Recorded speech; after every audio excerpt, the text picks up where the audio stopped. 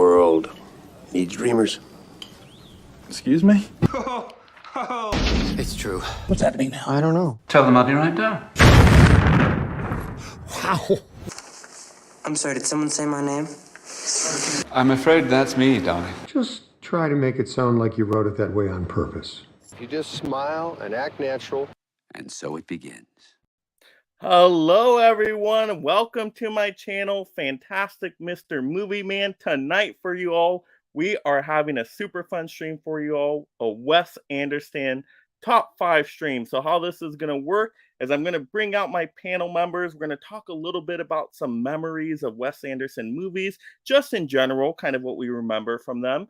And then we'll get into 5 rounds going over our top 5 Anderson movies, working our way from our 5th favorite up to our 1st favorite. And then if we have any honorable mentions left, we'll definitely mention those at the end. But let's go ahead and bring out the panel tonight. And I do say this is a fantastic panel tonight. So let's bring everybody out here. We first got somebody I know who loves Wes Anderson movies. KB, how we doing out there? What's going on, everyone? Yes, I do love a good Wes Anderson movie. So glad to be here. Thank you for the invite. Absolutely. And just kind of introduce everybody to some of your Wes Anderson movie memories. Have you always been a Wes Anderson fan? Have you been watching his movies from the beginning? What kind of has that experience been like? I think I was put on to Wes Anderson by one of the movies we're going to talk about tonight. But what I liked most about him is his style and, to a certain extent, symmetry. And he reminded me of 2 different other directors, and we'll get into details about it, but it's just a very eclectic and exclusive style of directing and filmmaking that I enjoyed from the beginning, and I just look forward to whatever the next release was, the next feature, and it continues to this day. I can't wait to see the new one. Oh yeah, definitely his releases are always very unique in a way. Even though they have a similar style, there's always that little unique spiciness to it. So that's what I always look forward to. Of course, let's go ahead and bring out somebody else who is also fantastic. We got Vin from Hard Copy Blues. How we doing out there, Vin? Good. Excited for the stream. Yeah, for me, Wes Anderson, he didn't have a big impact on my youth. I kind of discovered him pretty much in my 30s. But I remember, I think my first memory of Wes Anderson was probably Rushmore. But then as I became a big movie buff, I kind of fell down the rabbit hole of Wes Anderson. And, there's some people who love his style and there's some people who hate his style. I hate it, but there's some people who don't really love it that much. But what I can say about Wes Anderson is, more than any director, past or present, that I can think of, when you watch a Wes Anderson film, you know that it's his film more than any other creator ever for me. So that's something right there to be said. So should be a fun stream. Oh yeah, you totally just nailed that right on, Vin. Yes, that certain style, no matter what, even if you don't know it's a Wes Anderson title, you can usually guess about a few minutes into the movie. Yeah, totally. All right, and then let's go ahead and bring out somebody else who is also fantastic. We got James in here. James, how are we doing from 20th and 21st movies? Oh, James, I think you're muted there. It would help to turn off the mute. Sorry about that. Yeah, how are you doing? Thank you for having me tonight. Yeah, I absolutely love Wes Anderson's films, man. I mean, going back probably the last decade, like 8 to 10 years, starting with Rushmore, just, as everybody has said, I mean, he has his own signature, unique style. I mean, you don't even have to know, just a few seconds of watching one of his movies, oh, that's a Wes Anderson film, It's just awesome. It's like, I was just thinking, if you were to describe his films, I kind of feel like he's his own genre. He is his own, thing, It's just a Wes Anderson film, and I just love his style. I love the way he tells stories, and I just love the quirkiness of his characters, and just how he likes to. And a lot of directors do this, but he kind of has go-tos, people who are in a lot of his movies. Bill Murray's been in a ton of his movies, probably not as much lately, but Bill Murray, different folks. So it's nice to see these people playing different roles throughout his films and all these different quirky characters. But I just love his style. Yeah, I loved how you mentioned that, James, with the reoccurring cast members. I noticed that as well as I watched more and more Wes Anderson films. I'm like, hey, these are the same faces popping up over and over again. Different characters, of course, but it gives you a little bit of a familiarity with them. And I thought that was really cool too. Also, you can see how they age as well as he keeps bringing back characters and see how they've changed over time. So that's really cool too. And then I know you're a big Criterion fan, James. I believe are all of Wes Anderson's titles on the Criterion collection, or most of them, right? Most of them are. There's a couple that are not, like notably, Isle of Dogs is not yet. French Dispatch is not yet. They are owned by Mickey Mouse, so I don't know if that is the reason. I think part of Fox Searchlight. Yeah, Fox Searchlight. That's part of Disney. So I don't know if that's the holdup, but yeah, those are the only two that I can think of that are not on Criterion. Those are the only two titles that I actually don't own, and if you go on Amazon right now, they're both like $8. So I got them in my cart, so I'm hesitant to grab them just because I don't know if they're going to get a Criterion or like a 4K. Especially now that they have that deal with Disney since Wall-E, you never know when they're going to extend it to Fox and Fox Searchlight. I think most of his stuff is on HBO Max, or just called Max right now. Yeah, I hope they all get to the Criterion collection, because that would be cool to have all of a director's filmography all in one boutique label style. That'd be awesome. Don't know if I would get all of them, because I will have to tell you guys about my memory of Wes Anderson, and my first memory was not a good one. So the first movie I started with was The French Dispatch. I didn't even know anything about Wes Anderson. I didn't know him as a director. I got my unlimited Regal pass. I was just seeing everything no matter what. Wasn't even doing research before. So I go to the theaters. Literally no one is there in the theater. It is only me. Okay. And I was kind of tired too, but I'm like, all right, maybe this movie will be action-packed or something. Who knows? I didn't know any better. I think I fell asleep during the movie, probably about halfway through, and then I woke up and was like, wait, where am I at? What's going on? So I'm not a fan of The French Dispatch, but that is okay. People have told me that was not kind of his standout work, and then started recommending some titles out to me. And then as I watched those different titles, I'm like, wait, you know what? I like this director. This director has some really cool stuff here. So I kind of started on, I guess, not the best one to start with, but I know KB, you mentioned a couple titles to go with, and I did pick up a couple of them to kind of watch, and I really enjoyed those ones. So now I can say, after seeing a handful of Wes Anderson titles, and I probably have only seen about half or so now, I want to see the rest. I'm definitely a Wes Anderson fan, so that's why we are doing this stream. Also paired nicely with the Asteroid City release, which I'm sure I'll mention sooner rather than later. But yeah, so now I'm a new Wes Anderson fan, but I'm very new to Wes Anderson, just like in the last couple of years, once again, with the French Dispatch release. So your first ever experience with this director was like when he was at the height of like imploding within his own style, and like I know. I started off with the wrong choice. That's why you got to research movies before, apparently. And the thing also is, I'm not a big anthologies fan at all. So like, I was so lost the whole time because I didn't know it was anthology stories either. I'm like, I am so confused. Where is this story going? I don't get what's happening right now. So it was a whole mixture of a really bad storm just for that first Wes Anderson experience. So, but it's kind of fun now. You recover from that bad impression. You recover from that bad impression, of it. So. Oh yeah, definitely. And I'm like, because I always want to give, directors multiple chances, check out at least a few movies, see if I, can get their vibe. And yeah, I'm happy. I'm glad I did check out more movies. I will say that. I'm glad I did not leave it at the French Dispatch. Yeah. All right, let's go ahead and check out the comments here, see who is joining us today in the audience. We got Adrian James. Hello there, Mike. How you doing? I'm doing great, Adrian James. How are you doing out there? And it's like 2 o'clock in the morning for him. It's 9 o'clock here. He's over Oh across the yeah, pond. So that's right. Adrian in the UK over there staying up late. But Adrian, it feels like you're always everywhere. You're always in everyone's stream. So thank you. I know the community greatly appreciates you for always being there, participating, being interactive, all the great comments. So thank you very much, Adrian. We got Lance Jackson here. Hey, what's up, everyone? Just at home watching the James Brown story. Oh, nice. I don't think I've seen that one.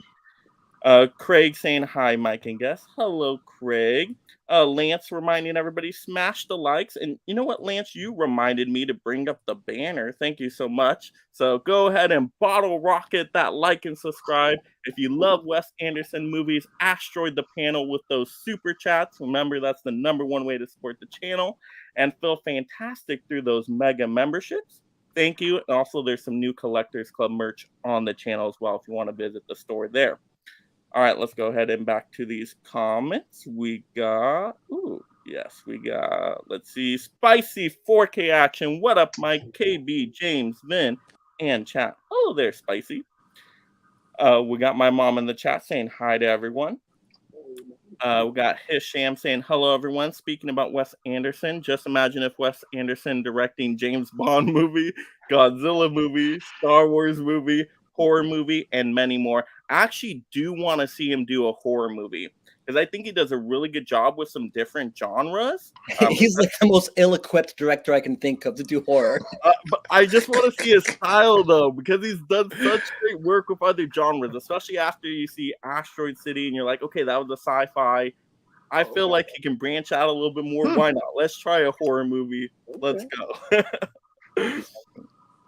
Let's see. And hey, you know what? Horror movie he can make on that budget. He makes movies very cheap, so horror would be right in that realm. So Lance says the first ever Wes Anderson movie I ever watched was fantastic. See, that's the way to start out, Lance. Not with the that's a good one to start with.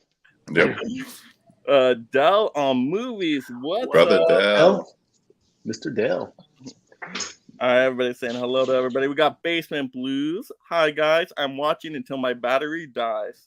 Oh, yeah. Mr. Tony. Mr. Tony. Join us with the storms going on, power going out. So, yeah, hopefully the power goes back on and that's all taken care of. But, yeah, just stay as long as you can, Tony. We appreciate it. Spicy saying, I haven't seen any Wes Anderson films. Maybe Asteroid City will be my first. I don't know if I'd recommend to start with that one. I will say that. Is it officially out yet, or did you see an early screening? Oh, no. It's wide release now. But I might catch it this holiday weekend. Because this flew under my radar. I was like, oh, there's a new Wes Anderson film out. Okay. Yeah, even though it's a wide release, it's still not at every theater. Because I know, Vin, you were mentioning it wasn't at your local theaters. I was surprised it went to my local theater because my local theater doesn't always get everything. So I know it's not everywhere, but it is still a wide release. But you'll have nobody in the theater, I'm sure, because when I went, there was like, 4 other people. Let's see. Della Movie says you can make a Wes Anderson movie, stand still, center frame in a yellow room, and speak in monotone. So, there you Del, go. I'm guessing you are not a fan of Wes Anderson. Well, that style he has, I sent it to you guys in the group chat that we have. That you can find them on TikTok and probably on YouTube, where people make they create fake trailers. If Wes Anderson had directed Lord of the Rings, or if Wes Anderson had, there's a Star Wars one too. And they're pretty entertaining to see. Yeah, Del says, I give him crap, but I do like Anderson. That's good. Jared Runner in the house. Hello there. Hey, Jared Runner. What's up, Jared? It's been a little while since I've seen you, so welcome back to the channel.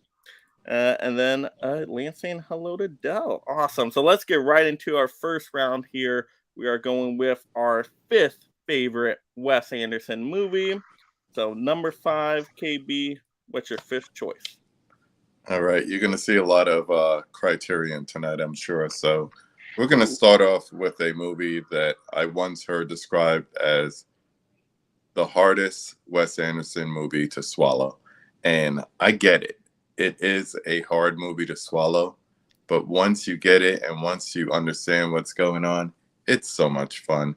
And that would be The Life Aquatic. I saw this movie. I rented it I was still just getting into the Wes Anderson movies at the time, and this came out, and same situation. I just couldn't find it in the theater. By the time I heard about it, it was like leaving theaters after a limited run. So I waited for, I guess at the time it was the Blu-ray to come out, and then Criterion announced it. Once again, still kind of young in my Criterion collecting as far as Blu-rays, and got this on Blu-ray. And I love it. I love all the aspects of it. I love the cast. Of course, like we mentioned before, Bill Murray's in there, and just assorted characters, Willem Dafoe and so forth. But in the midst of it, you have this guy who sings David Bowie songs, and the way he does it is so unique, not to give away anything to anyone who hasn't seen the movie before. But if you know these songs in their original renditions, and then you hear him singing it in the movie, you understand it. So it's a comedy, but it's quirky because it's Wes Anderson, and it has a lot of the Wes Anderson style in it. But it's a tale about fatherhood. It's a tale about the life of someone who's living like Jacques Cousteau, or actually wants to. And yeah, I get something different out of this every time I watch it. So I do like The Life Aquatic at 5. Yeah, that's one I have not seen. I have not seen that one yet. Yeah, me either. I do want to see it though, because the trailer actually looked pretty entertaining and interesting and had funny moments in it. So It's weird. It's so weird. you also got Owen Wilson in that one, right? Yeah. Yeah. He's in everything. He's in all of them. Almost, yeah. I wanted to rewatch that one. I have the same Criterion. I've seen it maybe twice, but for some reason nothing tethers me to that film. Like I can't remember. I've seen it twice and I can't remember anything really tangible about it. Like it just always just falls in this void for me. I don't know what it is. But Yeah. I love Bill Murray, so I want to give it another try. Yeah. And I don't know. I think it's one of those movies that you appreciate the more you watch. It's definitely not a one-time watch, because you'll say, this is too weird, it sucks. But the more you watch it, you get into it, dare I say, you give it another chance. You start to pick up on little things. You get the little inside jokes. You start to pay attention to the synth score that plays like randomly throughout the movie. So little things like that. And then, like I said, the guy playing the David Bowie songs, that just gets to me every time. All right, and James, number 5. All right, number 5 for me, and this I had to think about this, but I'm going to go with the one we were just talking about that almost turned you off from Wes Anderson forever, Mike. But for me, number 5 is The French Dispatch for me. This sort of barely edges out Isle of Dogs for the number 5 spot. And to be honest, when I first watched this film, I really didn't. I didn't get it at all. I was like, this is definitely not the best of Wes Anderson at all. But I watched it again and I began to appreciate it a little bit more. I like the style of this film. It's just it's a beautiful setting in France. It's basically a love letter to journalism. It's a American newspaper based in France. They're doing their final issue of this newspaper, and it's just different stories around the area. But I love the setting. I love all the quirky characters, as is the case with most of these films. But it's just a really neat little story. I really enjoyed it the second time around. I think it's one of those that's going to grow on me the more I see it. But the first time I watched it, and I don't know if I was probably tired as well. It just didn't click with me. But the second time it started to really begin to grow on me a little bit more. But I like this one, The French Dispatch. Not his best by any means, but number 5 on my list. Yeah, I'm seeing the trend. Good point of mentioning the rewatching though, because that's really important, I think, because with all the Anderson films I've rewatched, I have liked them more the second viewing. So that's a good tip out there for some people. If you watch one the first time, you're not loving it, give it a second time around. And I think it's given his style, there's a lot of people that he'll never click for, because his style is so quirky that you either dig it or you're like, okay, I'm out, done. It's Oh, not yeah. for me. So but I Yeah. love his style. That's my wife right there, Amazing Anna. She cannot do no Wes Anderson films. I try to start her off easy too. I'm like, Fantastic Mr. Fox. Let's start with that. She couldn't do it. She was gone in 5 minutes. Wow. And that's okay, Yeah. All right, Vin, what do we got for number 5? This one I just watched today, actually. So for me, Wes Anderson, like I said in the beginning of the stream, he's maybe one of the most unique directors of all time. And that's something you have to really deeply appreciate. But I do tend to be in the camp of somebody who I feel like he tends to go too much into himself, that kind of style over substance thing. But my number 5 is one that's probably going to be coming up a lot later for you guys, and that's the Royal Tenenbaums. This is actually a lot earlier than I thought it was. This is only a couple years after he put out Rushmore. This is a film from 2001. It's got all of his classic actors in it. It's got Bill Murray, Owen Wilson, Luke Wilson, all of his regulars, some of them anyways. But I really do enjoy this film because it has heart. You actually care about the characters. It's a look at a family. Gene Hackman plays Royal Tenenbaum, the father of the family. He's estranged. The mother kind of raised the kids on her own. You got Danny Glover in this movie and a host of other characters. But I like this film because it has those early vibes of Wes Anderson. You can tell from the shots. You can tell from some of the ways he puts things on screen that, yeah, this is a Wes film. But it's not like shoving it down your throat with a closed fist Wes film. But I love the family dynamic, that you actually care about some of these characters. You care about the fact that Luke Wilson, spoilers, this is a 20-year-old movie, tries to commit suicide. You care about, a lot of the characters, Ben Stiller in this and his relationship with his sons and how he's trying to recover from the grief of losing his wife. So I feel like Wes kind of loses that in some of his later stuff, where a lot of amazing stuff is happening on screen and it's this visual festival for the eyes, but you don't care really about any of the characters, for me anyways. But this one, you do care about the characters, at least I do, and it has that Wes Anderson charm, and it has a really fun kind of 70s 80s score to it as well in the background that plays throughout the film. So number 5 for me is going to be the Royal Tenenbaums. Wonderful in that. I miss him. I know he's retired now, but man, he was just one of the best. See, that is one I still need to see. Everybody says that's a go-to. So next Criterion sale coming up here. Might see that one next. On my list. It's on my list. Most people would have, it's going to come up probably maybe for some of you guys. Most people might have that their top 2, top 3. All right, so going with my number 5 now. No need to go full screen on this one because it doesn't have a physical media release yet because it just came out. So Asteroid City, the new Wes Anderson film, out in theaters right now. You can find it at a theater near you. This movie is very bizarre and weird. So if it's your first Wes Anderson film, I don't know if I can highly recommend starting with it.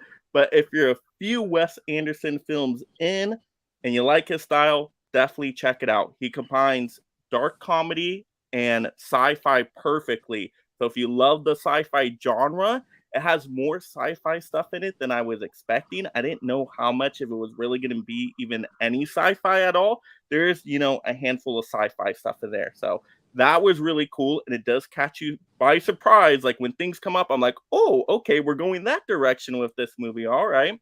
So I love the style. The movie looked great. The all-star cast, we've talked about how he just brings out these cast members, and there's everybody in this movie, literally everybody. I will say Scarlett Johansson is a standout. She's really good, and she has a big role to play, and you do get to see a lot of her, if you know what I mean by that, But yeah, the movie is great. Like I said, it does get a little bizarre, so you might lose yourself a little bit as you go throughout the movie, but then by the end, it should tie all nicely together. But the Vince point mentioning how you like certain characters in these movies, this movie does a good job of letting you connect to mostly all the characters.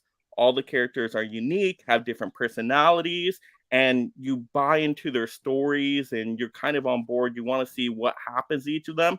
And the adult characters are good and the kid characters are good too. Usually you don't always see great performances from the kid performers. They actually do all a great job in this one. Maybe even better than some of the adults, actually. So everybody's great in the movie. It looks great, fun time, bizarre, wacky. It's gonna surprise you. But if you love Wes Anderson, I would check it out.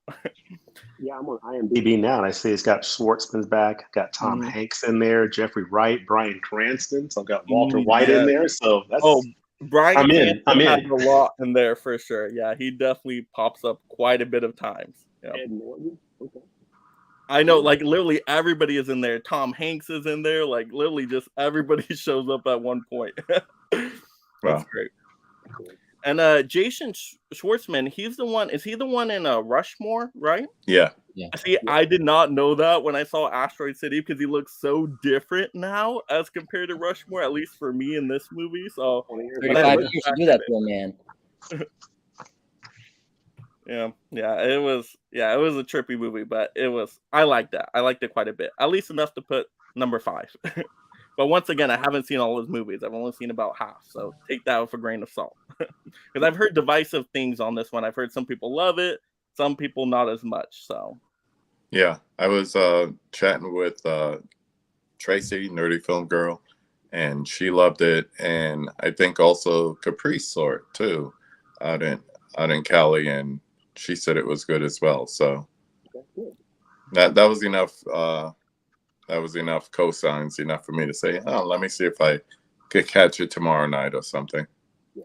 Yeah, it's definitely worth checking out. I don't know if you need to rush out to the theater. Like if you can't get to the theater, people out there, at least check it out on streaming, I would say. At least give it a streaming, if not in the theater. But if you can get a really good crowd in the theater, because I know I didn't have much people in the theater. I was the one like laughing hysterically though, because I'm always that one that will just laugh out loud no matter what. And there's a lot of great comedic moments in the movie. So there's some pretty consistent laughing throughout the movie. As long as you're into a dark comedy, once again, they're not like big, giant belly laughs, but there's just funny moments you'll notice with the quirky humor in there.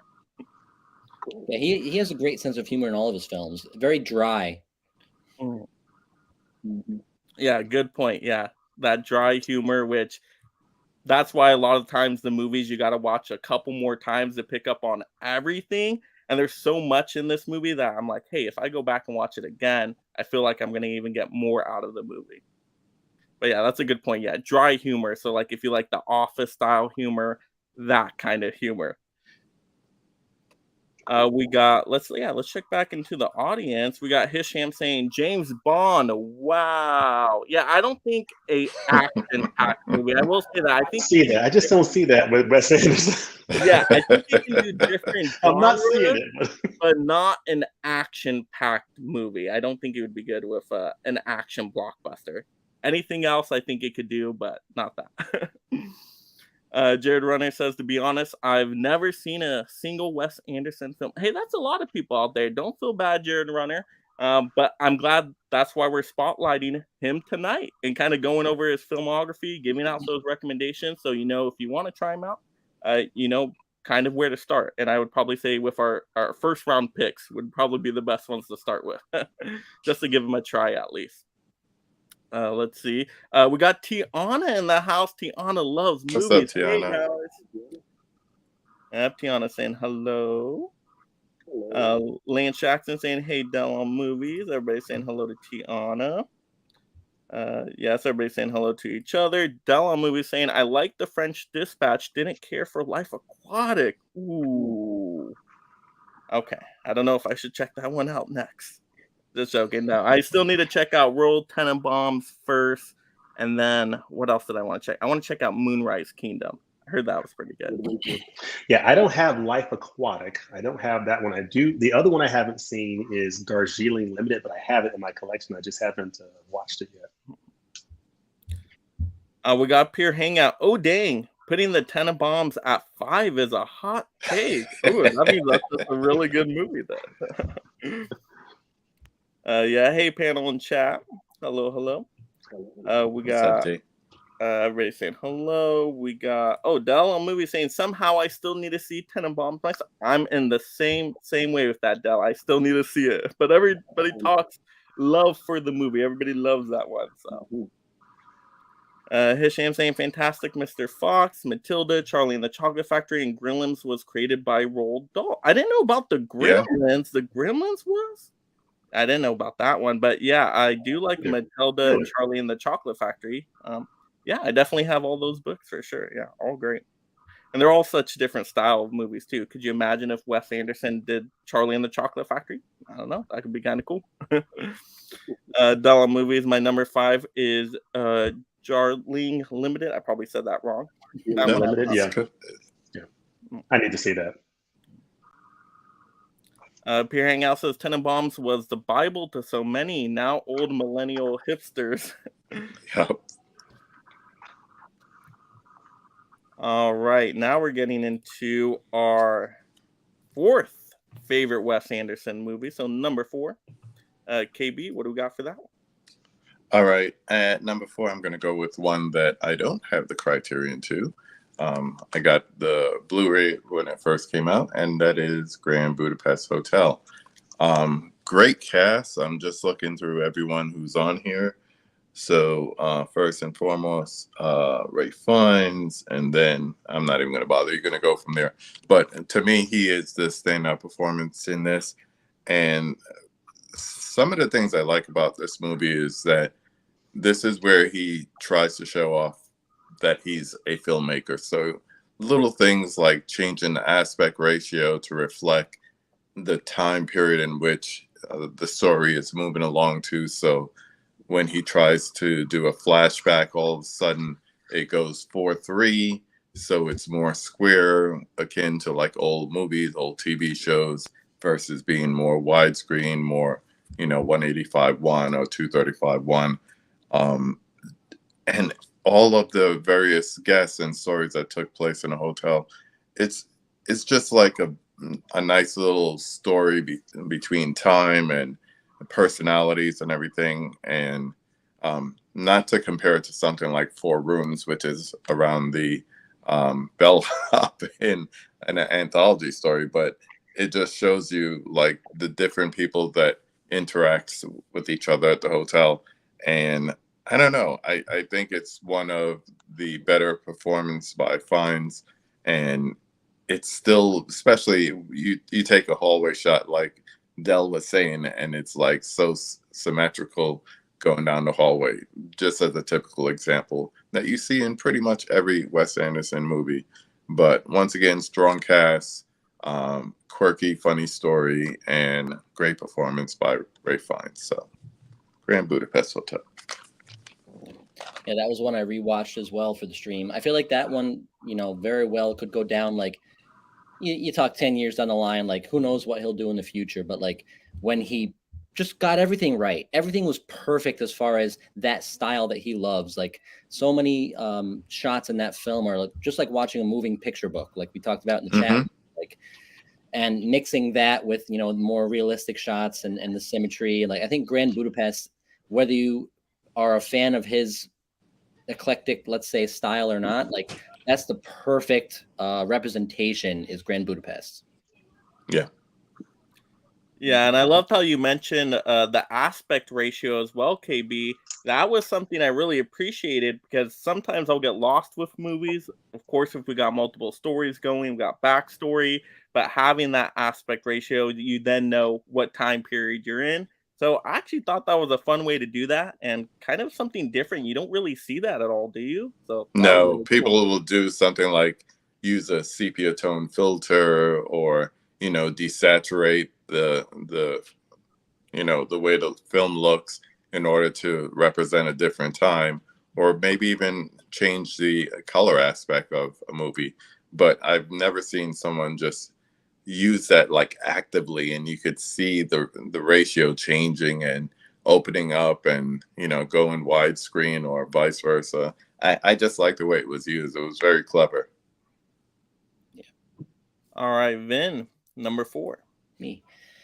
Okay, my number 4 is probably higher than most people would have it, but I'm gonna go with Darjeeling. Something about this film I just connect with. I know that technically it's probably not as good as Grand Budapest. I know that it's probably not as good overall as Tenenbaums, and you could probably name a few others that I didn't mention yet, but I just really love the first half specifically of this movie. Three estranged brothers coming together on this confined space of a small train traveling in a foreign land. You got Adrian Brody, Owen Wilson, and Jason Schwartzman. And I love Jason Schwartzman. I really enjoy him as an actor, and this is him as a little bit older. This film was from 2007, so it's actually quite dated at this point. But he's more of a full-grown man at this point as opposed to Rushmore. But I love watching these brothers have to deal with each other and come together in this confined space and just figure out how to get along, figure out what their goals are. Admittedly, the second half I don't enjoy as much. Once they actually get off of the Darjeeling Limited, I don't quite like the film quite as much anymore. But I just connect with the first half of this film so much that I'm able to put it above Tenenbaums. This is one that I always just have some weird draw to want to rewatch, at least the first half at least. And for that alone, I'm going to put it number 4, and it definitely has those early Wes Anderson vibes coming through here. But yeah, I think I like this more than most people, but I'm going to put it number 4. And I love seeing those Criterion covers. The designs for all those Wes Anderson titles, they're similar, but they all look super cool. I love how they do those. James, what do we got for number 4? Well, I think after this stream tonight, I'm going to go ahead and pop this in the player. I've had this for the longest time. I need to go ahead and watch this, So this is probably going to be popping in the player tonight, so I can check this one off the list. And I've heard pretty good things about it, so I'm looking forward to checking out Darjeeling. But for me, my number 4 is going to be this wonderful film here from 2009, starring Mr. Clooney and Meryl Streep. Fantastic Mr. Fox. I love the artistry of this one right here. It's the stop motion animation, the Roald Dahl, classic children's fable. And, George Clooney is in the title character as Mr. Fox. He's a fox, the head of a household of, foxes that live under a tree on a farm adjacent to these farmers. And it's just a really fascinating, I love the technical artistry of this film, just the whole stop motion animation, which I can only imagine how difficult that is. I mean, that is really meticulous work, and it comes through beautifully in this film. And I've heard that, for this film, they actually recorded the voices on location instead of recording them in the studio. And that sort of lends to some of the authenticity of the performances that come through. And it's just a beautiful film. And one of the things I like is, we talked about Criterion has a lot of Wes Anderson's titles, and they put so much love into all of his releases. I mean, with the packaging and just the artwork that's inside, it's just a love affair with his film. So this is a great example of it in this digibook. Now, this is the dual format edition, which they no longer do. So it's probably just a Blu-ray edition now, but Fantastic Mr. Fox is a really, really good one. And it's my number 4. Yeah, I think that's my favorite stop motion animation film of all time. Yeah, and I didn't know that about the voice acting, how they did that at the actual scenery, you said, actually having them there. Yeah. They recorded it on location instead of because usually they have them in the studio, and they record all the voices. But he did it on location, which interesting. That explains why the voice acting is so good in it, though. Like, George Clooney is next level in that performance. He just does a wonderful job. So it's very authentic. That makes sense. That's another one with great, just kind of subtle humor snuck in there, with especially with the dialogue between George Clooney and his son, played by I believe Jason Schwartzman. Yeah, he did. Yeah, Jason Schwartzman, Willem Dafoe, Michael Gambon. Great casting, of course, Meryl Streep. Oh yeah, I didn't realize for Willem Dafoe, I didn't realize he was the rat in the movie, right? He's the rat villain in there. I was so shocked when I saw that in the credits. I'm like, oh, okay, that makes sense. All right. Oh, he is great. All right. Well, the follow-up the stop motion animation with more stop motion animation. So my number 4 will go Isle of Dogs. Now, I was pretty surprised to learn not everybody loves this movie. I really liked it though. I'm a big dog person. I have a couple dogs myself. So to see the dog's personality shine through and act how dogs would actually act, like Chief's like, I don't know why I bit him. It just, I guess I was scared. Like you get that emotion that comes across that you see as a pet owner. You see that in your animals and things of that nature. So I really like the dogs in here, and the details are incredible with the stop motion animation. Like you can see all the hair on the dogs, the fur. It just looks incredible. But once again, it has the heart, it has the emotion because you connect to all the dog characters. And I think it's just a really interesting premise overall, too. And it takes you to different environments. And the dogs basically go on this adventure. And so I have a good time with this one. Every time I watch it, I like it a little bit more. So I can recommend Isle of Dogs, but I'm not sure why some people don't really care for this one. Do you guys hear that? That some people don't really care for Isle of Dogs out there? How do you guys feel on it? I know, James, you said you were close to putting it as number 5, right? Yeah, I like it. I like it a lot. Again, similar to Fantastic Mr. Fox, I love the artistry of it. It's a very well-made film, and I liked it. Pretty much. I haven't heard a lot of hate toward the movie, but it's not. I don't think there's much to hate about it, but I just think it's greatly overshadowed by Fantastic Fox for me. Yeah, and I similar. I just think there are better innocent movies that people usually tend to love, and it's kind of like that was the film that kind of went almost against style as far as like storytelling for a lot of people when it comes to him. So I mean, if you didn't know, like you were saying before, Mike, about you could tell like an Anderson film, if you didn't know that was an Anderson film, this would have been the one where people would have been like, I don't know who that director is. But once you hear it's a Wes Anderson film, then you start to see like the things there, and you're like, oh, okay. But, yeah, because there's definitely some dark comedy in there. There is some quirkiness to it. And once again, as you guys mentioned, the stop motion animation is just gorgeous in the movie. I mean, how all these characters move, it's just fantastic. So I really like it. All right, let's go ahead and check into the chat here. We got Hisham saying Life Aquatic was a masterpiece. You guys all heard it from Hisham. It's a masterpiece. We must all see this one. In that movie, are you underwater a lot? Do you see like a lot of sea animals in that movie? There's some of that at the end. Okay. There's some of that. And there's a certain level of surrealism at certain parts of the movie where it's like, am I supposed to believe what I'm watching, or is this supposed to be like analogy for something? So, a lot to be interpreted on your own, I would say. Pierre Hangout says Grand Budapest is so good. I agree. Yep, yeah. Tiana, I like the Grand Budapest. Smiley face. Cool. Pierre Hangout says, I like the short film with Natalie Portman that accompanied the Darling Limited. Oh, I didn't even know about that one. Yeah, they were all pretty cool at that time. Roman and Sofia Coppola as well. Like they just had like their little group of young actors and filmmakers that just hung out together and made movies, and this was just one of them. Is the short film on that release, James? Yeah, I'm looking forward to see. It's on the Criterion. Okay. Nice. So I'm watching it tonight.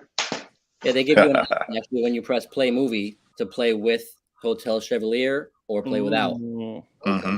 I'll play with Hotel Chevalier then. Okay. Yeah, it's almost treated like a separate feature. If you look at like his credits or whatever, it's treated like a short film. Cool. But you liked it, KB, and you liked it, Vin? The short?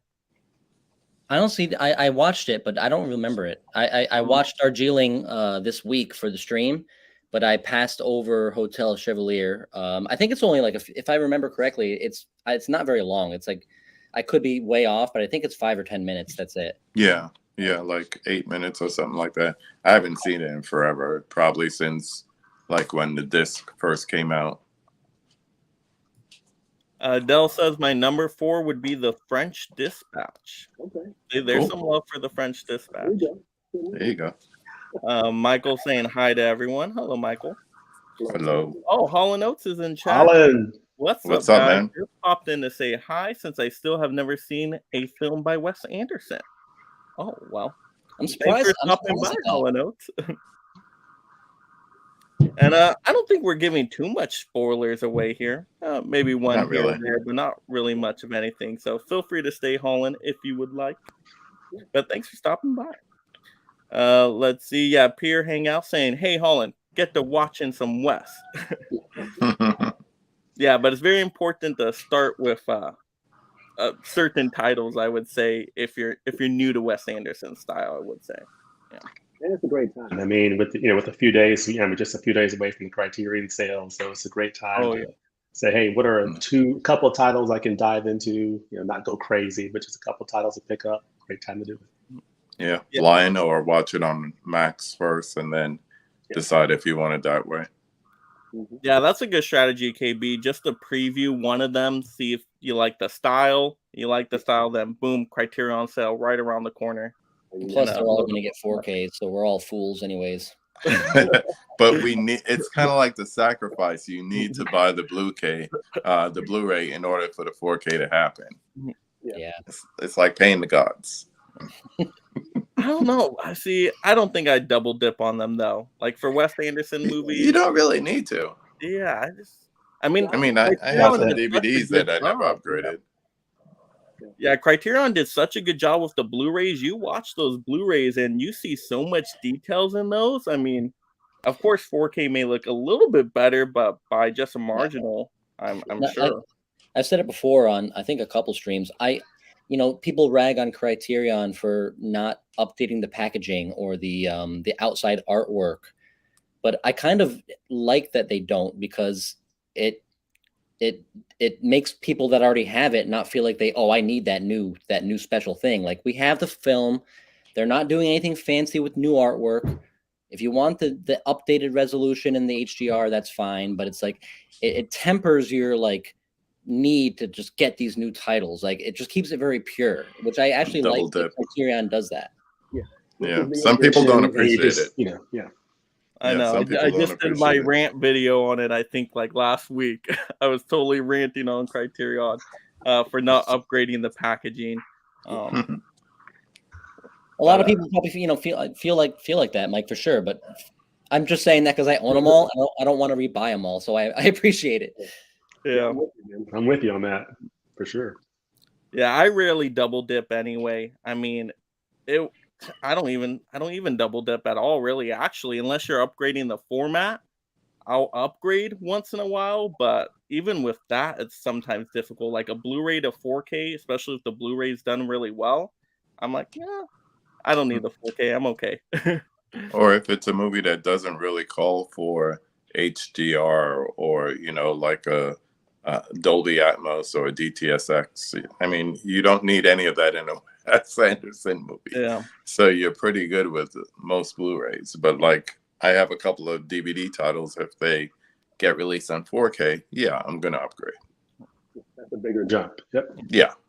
But yeah, I'm looking at my Wes Anderson's stack here, and I'm thinking, I probably wouldn't upgrade any of them. Like y'all. I mean, I can't think of one that's like, oh, I would definitely upgrade that. No, I think I'm fine with the Blu-rays of these. Yeah, and I didn't even look at the details. Do they have 4K scans on most of the Criterion ones, or that's something I never even looked into? But... It depends on the movie. Some of the Blu-rays have 4K scans, and they end up looking as good, if not better, in certain cases for when the movie gets a 4K release. Like I've said it time and time again, I've seen the 4K of Pan's Labyrinth. I have no desire to buy that when I have what I think is a superior version in the Blu-ray from Criterion. So yeah, but at the same time, kind of like backtracking what I just said, like we're talking about what makes Wes so special, and oftentimes it's the visuals and it's the color. And let's take a Fantastic Mr. Fox. Imagine that film. I just watched the other day on a 70-inch, TV about 5 feet away from it. Imagine that film with that uptick in resolution and those colors, those oranges, those yellows popping all that harder with that HDR. Maybe in a way, Wes Anderson with his art style is like a good director to upgrade in 4K in a sense. Mm-hmm. Yeah, it's a different those perspective. colors, To think of. Yeah. Mm-hmm. All right, and Michael says I only like 2 of his movies, Rushmore and Royal Tenenbaums. So maybe those are 2 to start out on if somebody hasn't seen Wes Anderson before. Maybe those are 2 easier ones to kind of get into. Holland Oates says, "Hey Del, hope you're having or had a great vacation." Holland Oates says, "Hey Derek, yeah, I've always wanted to watch Rushmore, but just haven't gotten to it." Oh, you got to see that one, Holland. At least try that one. Yes. Peter Hangout says I couldn't connect with Isle for some reason. Maybe try rewatching it again. I know the first time I had a little bit of a tough time with it, but that's just Wes Anderson to me. I always need to watch his movies more than once. But definitely on my second viewing, I was connecting more and more. Especially once again, if you're like an animal lover, you're a pet owner, I feel like that even gets you way more connection as well. Now, what kind of dogs do you have, Mike? So they're both really little. One's a mixture of like a mini poodle and terrier, and then the other one's a really tiny like Pomeranian mixture kind of dog. So yeah, the Pomeranian's like a few pounds, like 5 pounds probably, and the other one's not that much larger. They're very tiny. They get to watch movies with me. They just both sit on my lap and we watch movies together. Yeah, I have a 7-month-old black German Shepherd puppy. I couldn't get him to just sit there and watch a movie. Yeah, those are much larger. All over the place. Yeah, those are much larger dogs too. Yeah, I've always been more smaller pet kind of person. So you said you have that puppy now, James? Yeah. I had a black German Shepherd that I inherited from my mother, and we had her for many years. She passed about 5 years ago, but man, they're beautiful, beautiful dogs. Beautiful. Mm-hmm. Shiloh's still in that puppy stage. Oh, yeah. All puppy. Oh, yes. They're very active. Mm-hmm. Yeah, just make sure they ain't munching on your movies, because I know when they start teething, they try to go after stuff. Protect the movies, surround the bottom, shelves with something, or don't even put stuff on the bottom shelves. I will say that.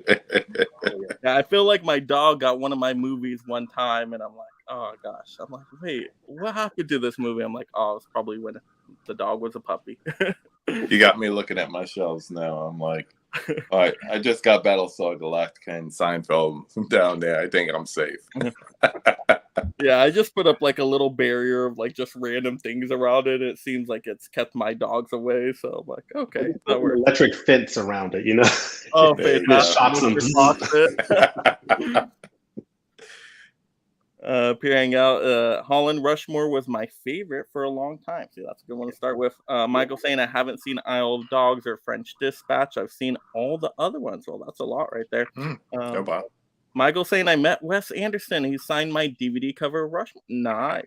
That's awesome. Del saying I had a great time, Holland. Caveman Movies and More. Hey, everyone. Caveman. Make sure to smack that like button. No, I didn't say Will Smith smack that like button for the cool, groovy cats. Oh, my goodness. Let's see. Oh, Miss Caveman. Good evening, ladies and gents. That was so strange on the Will Smith thing, because I was watching the Academy Awards and I had stepped away and that happened and I didn't know about it. And I came back and it got to the part where they were presenting the best actor and they announced Will Smith. And I was like, oh, yay, Will.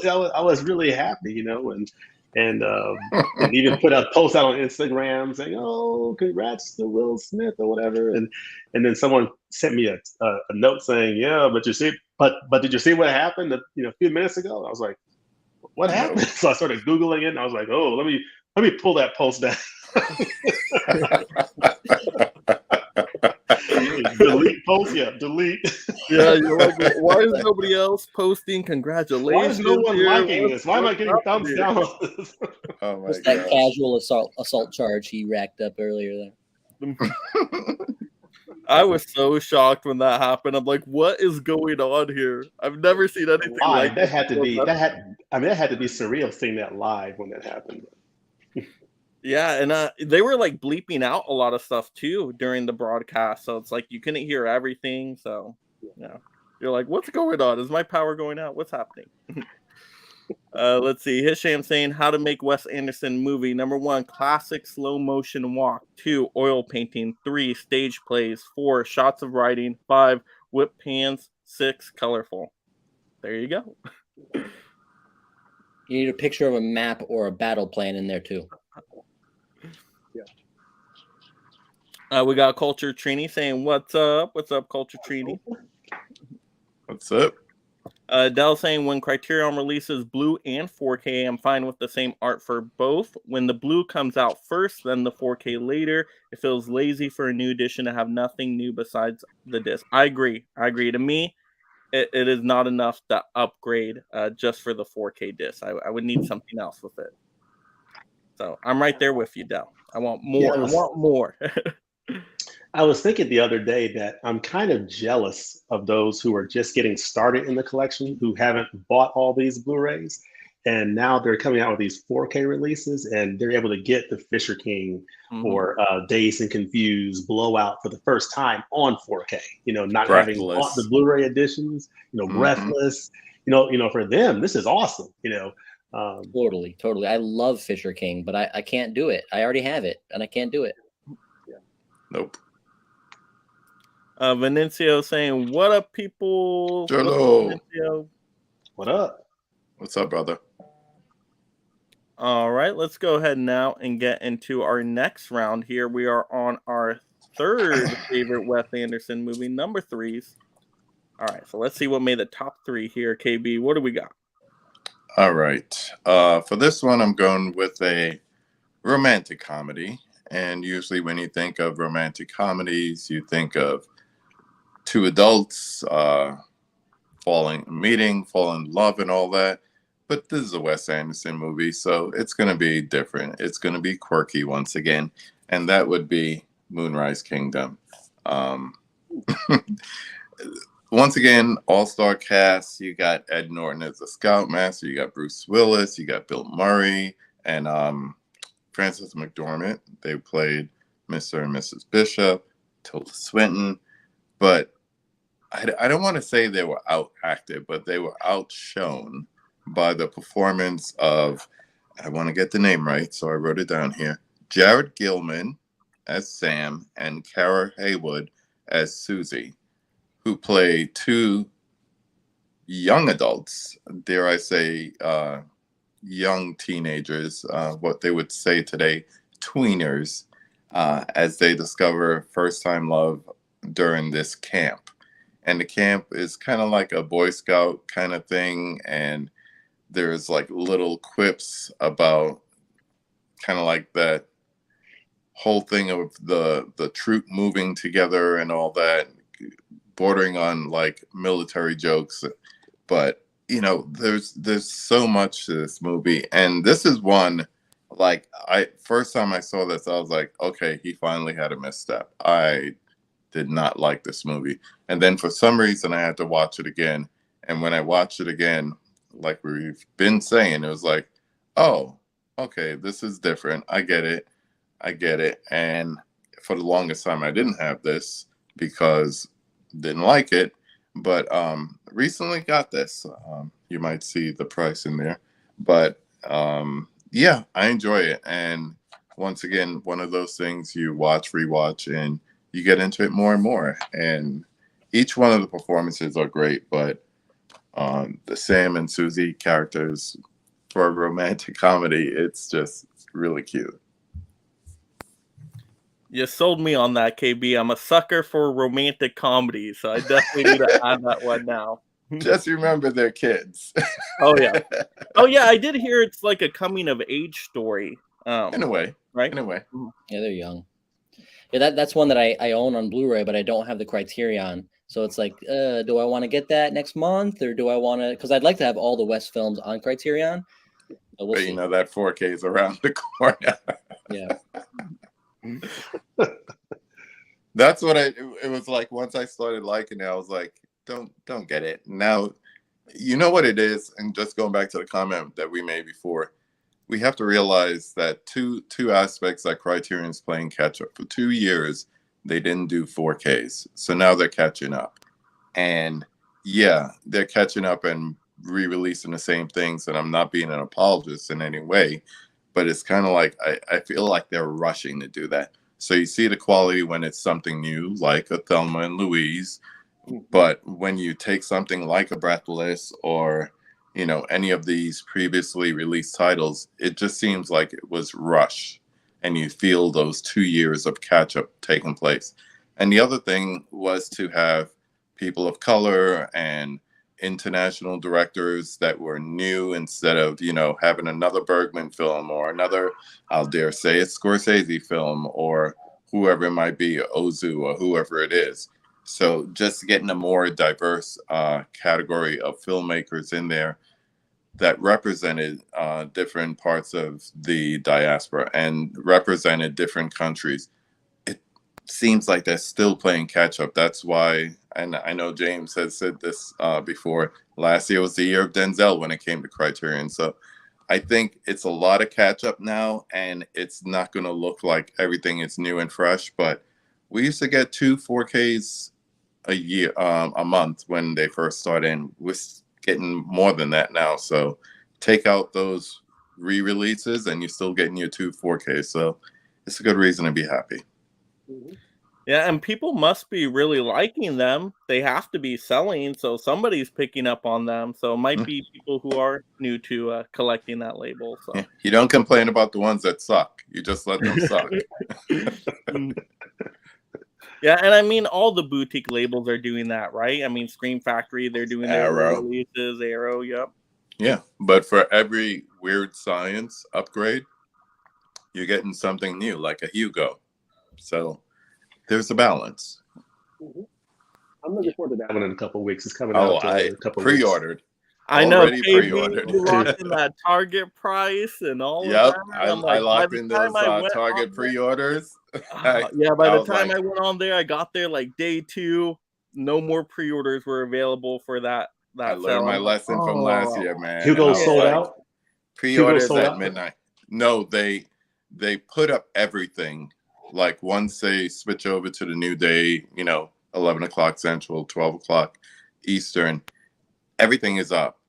And people will just go crazy and get all the pre-orders. And then by the next morning, like Mike was saying, by like 9, 10 o'clock, all the pre-orders are removed or sold out because they only get a certain quantity. And people just, like I did, go crazy with the pre-orders and just group them together. So, you know, you have all your $29.99s together, or you have all your $19.99s together.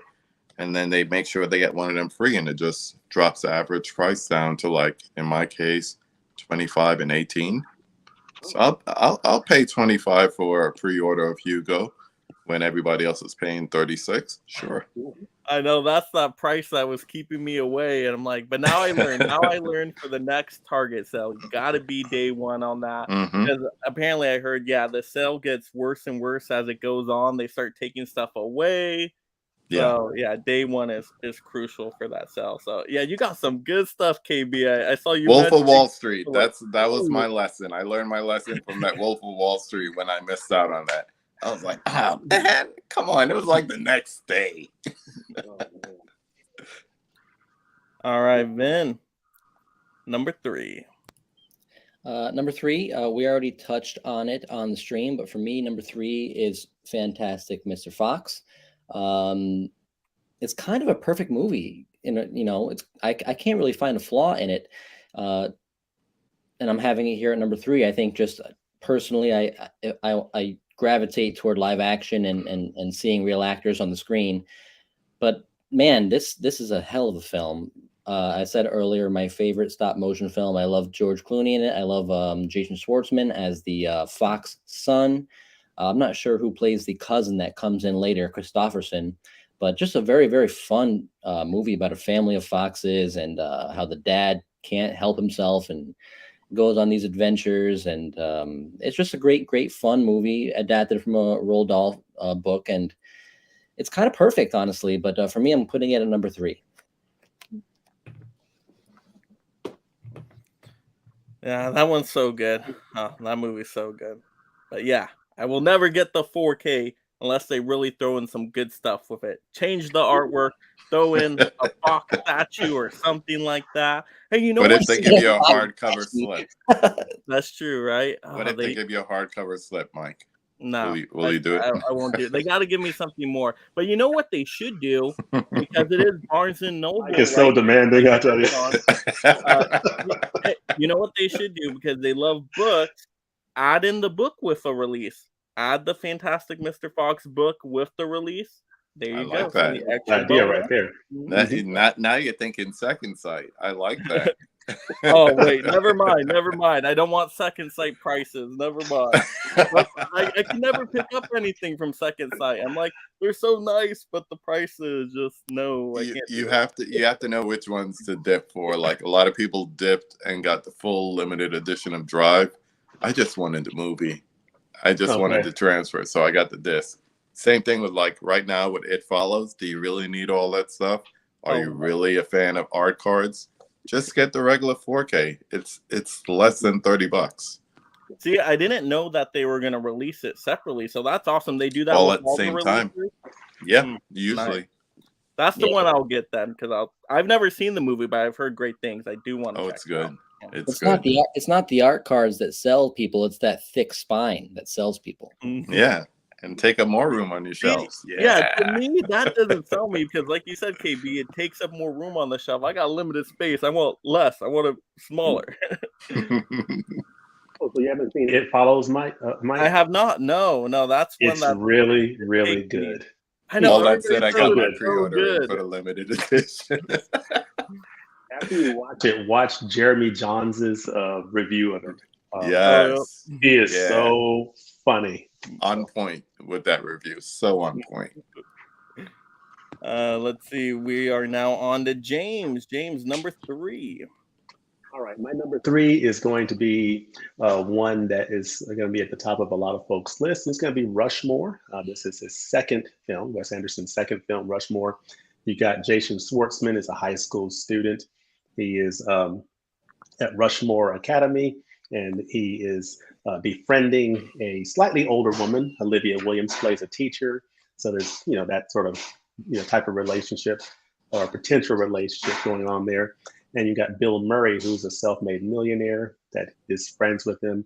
It's just that quirky, characters. It's just a really fun movie. It's been a long time since I've seen this film, but it's just a nice, nice film. It sort of has a little bit of a French New Wave, style to it, but just really dig this movie. I need to revisit it. It's been a long time since I've seen Rushmore. And when you crack it open, it's just like as is the case with Criterion, they just have such nice little, things included in each of these releases. But it's his sophomore effort, and after Bottle Rocket, it's a really good one. Great one. Yeah, Rushmore is so good. I just watched that again last night. Better again on a rewatch, of course. Oh, so good. Yeah, I watched that yesterday as well. Jason Schwartzman's so good, and that's one of Bill Murray's best performances in a Wes film, I feel, as well. Yeah. And as you were mentioning, I mean, he's just, he's like playing a high school student here. So, I'm sure seeing Asteroid City, you're seeing. I know. 20, that's why 20 years later. I only knew him from Rushmore, and then Asteroid City. I'm like, that's when I saw the credits. I'm like, wait, is that the same person? Oh, okay. Yeah, totally. And if you watch, if you end up watching Darjeeling later, James, you'll see him in that, and he's more like, in his mid to late 20s, and he looks completely different. Like he tapered in that unibrow, and he's looking pretty sharp. Yeah, and he's also in Moonrise Kingdom too. Yep. Okay.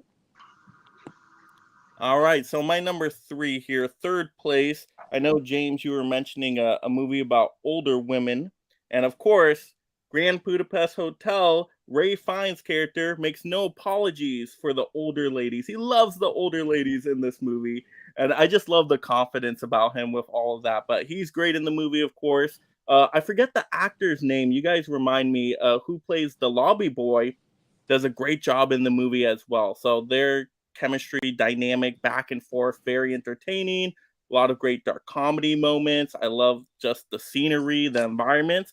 And I love the special features on this release. If you haven't dived into the features yet, definitely do so. See the making ofs, and just to see, I didn't know they used miniatures in the movie for like the ski slope scenes and all of that. I mean, it just explains it so well in the features, but that's really cool. I know we already mentioned the aspect ratio being very different, but just in terms of production, costume design, set design, there's just so many great details to the movie. But I really like the story too. It's fun, it's interesting. So yeah, really like Grand Budapest Hotel. I like it better every time I rewatch. Yeah, and to what James was saying, that one is packed with a lot of cool stuff inside. It's got this kind of a booklet here with a bunch of essays. It seems to be essays and photos in it. It's got this other booklet here of a fold-out poster of romantic poetry, as well as another big fold-out long poster of just scenes from the film. So they kind of packed this little digibook with a lot of stuff, which is cool. I need more people to buy that Blu-ray. You're waiting on the 4K, KB? I just got, I mean, this was like a $5 buy, so it was like, oh, I'll just get it. But, you know, I need more people to buy the Blu-ray, so. Yep. And that's got a lot of the big guys in it too, as far as Adrian Brody, Willem Dafoe in there as well. Mhm. Obviously, Ray Fiennes does an amazing job. I don't know the name of the lobby boy, but you know, there's a lot of big actors in that film as well. Wasn't it the guy who plays Flash in the Tom Holland Spider-Man movies? Flash Thompson and the Spider-Man Homecoming movie. Yep. Tony Revolori. Yep, that's it. Yep. And then yeah, Edward Norton's in the movie too, right?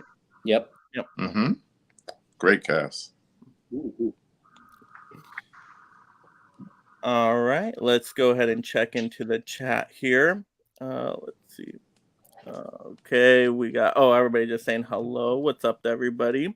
Edward is saying some of my favorite Wes Anderson movies are the Grand Budapest Hotel. We're thinking the same way, Edward. Fantastic Mr. Fox and Isle of Dogs. So definitely leaning towards the stop motion animation there. Me too.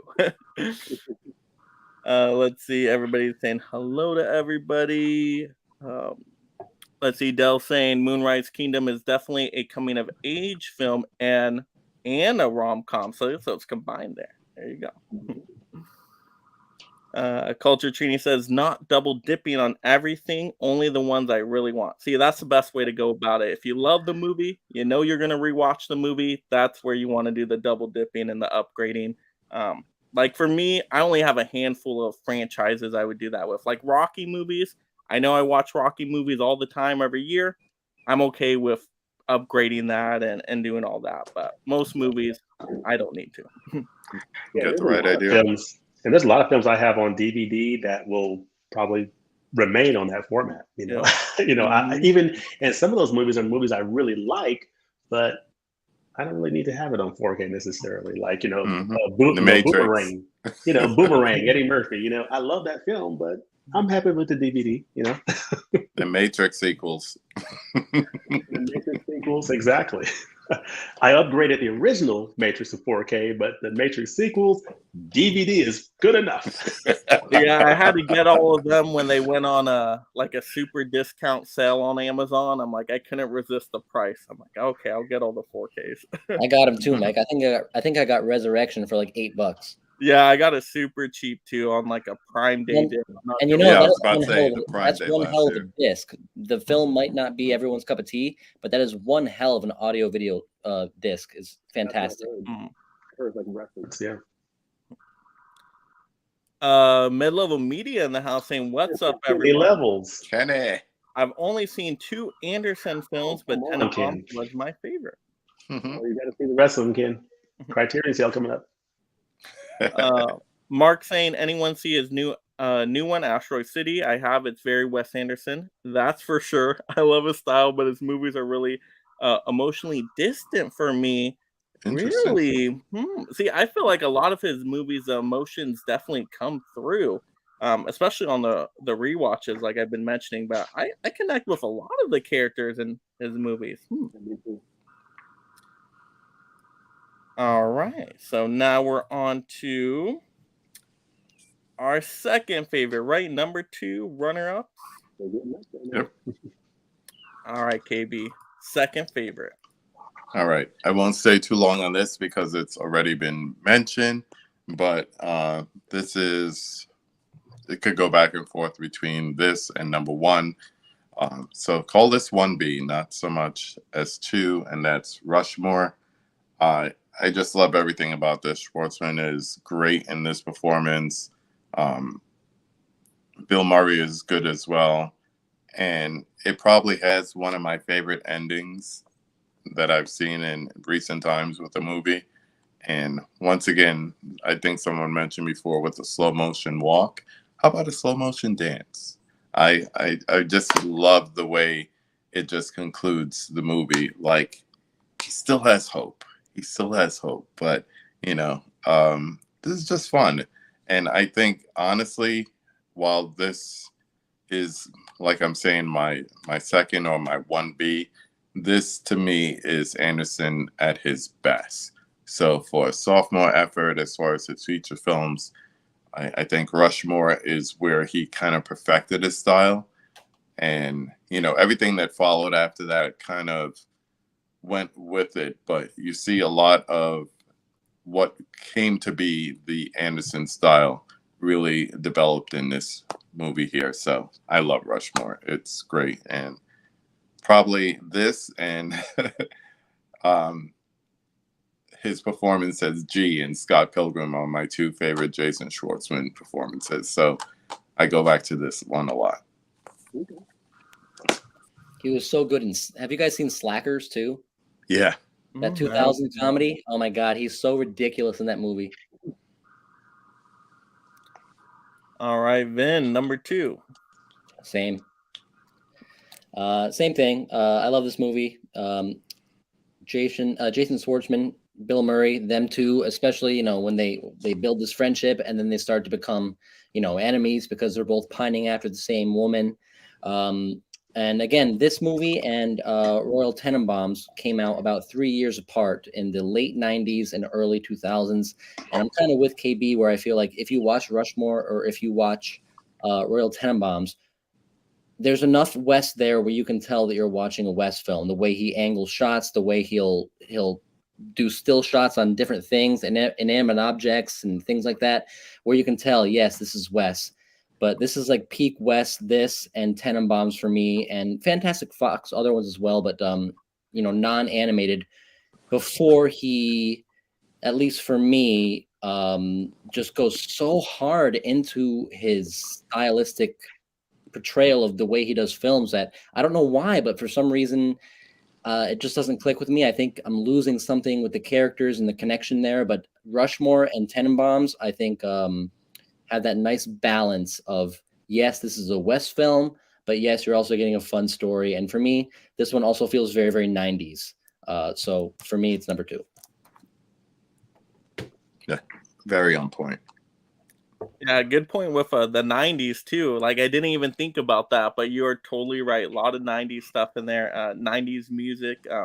At least like just a vibe to the music anyway. So James, number 2. All right. Number 2 for me is going to be the Royal Tenenbaums. This is just a wonderful film. It's, of course, Gene Hackman plays the title character, Royal Tenenbaum. He's the head of a family, very dysfunctional family. They all have a lot of idiosyncrasies. It's sort of, weird and, quirky. And they live in this really intricate, house. The production design is just wonderful in this film. It's just an interesting story about family relationships and the dysfunction of those relationships. I really enjoyed Gene Hackman, Angelica Houston, Danny Glover, just all the characters. I mean, Ben Stiller, just fantastic all the way around. So I really, really dig this movie about a very dysfunctional family. You know, the Royal Tenenbaums. All right, and then second place for me, number 2 here.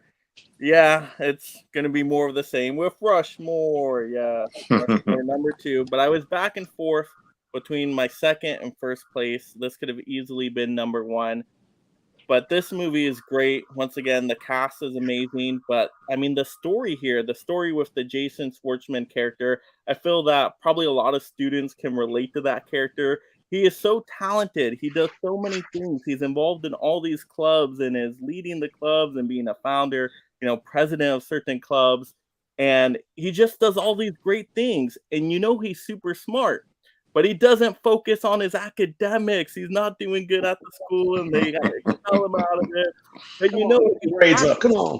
I know if he applied himself to the academics too, he could have easily A+ across the board. But he's just not interested in the academics at all. He just, he likes being involved. He wants to stay at the school. He loves the club stuff. Like that moment when he gets up.